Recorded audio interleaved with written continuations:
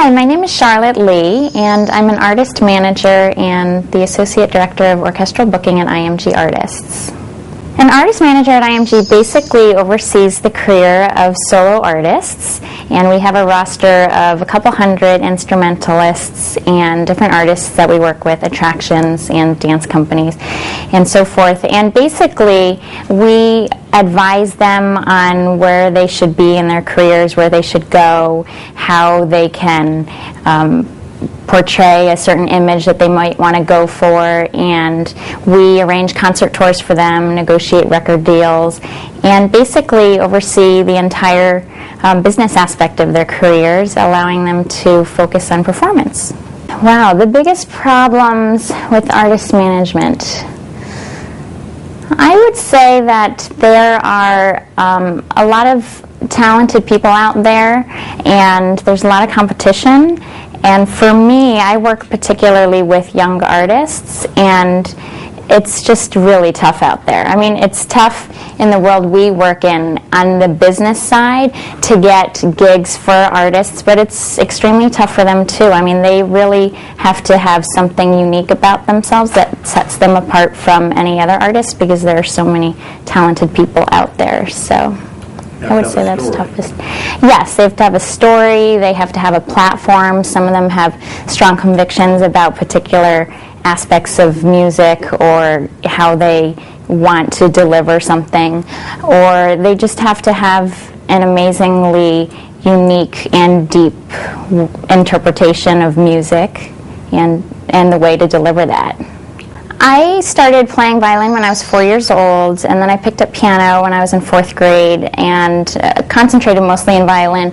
And I went to school at University of Texas at Austin, where I double majored in violin performance and liberal arts, just so I can get a balance, because I wasn't sure yet whether I wanted to pursue performance. So out of college, I had thought that I would go to law school, but I wasn't really feeling convicted that that was my life calling. So I had the opportunity through a foundation. It no longer exists anymore, but it was called the Joni Abbott Music Foundation, started in Texas, and I basically got the opportunity to do a couple internships in New York, which they arranged for me and paid a stipend for me to live here.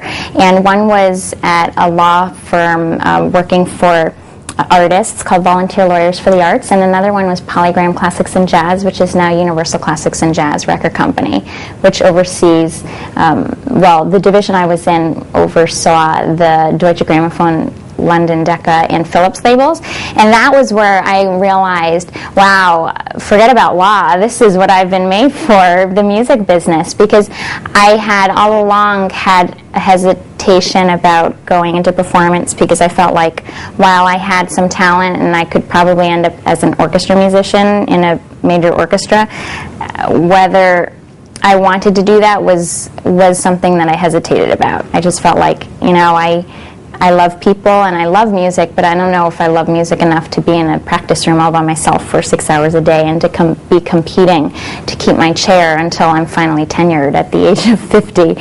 So being in the environment as an intern at a record company for classical musicians was great and eye-opening for me, and I realized this is where I want to be.